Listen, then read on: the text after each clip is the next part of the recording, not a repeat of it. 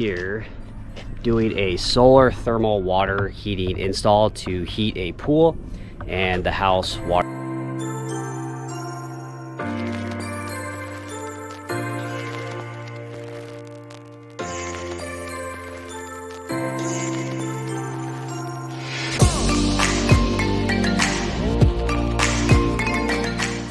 Hello, hope you're having a great day.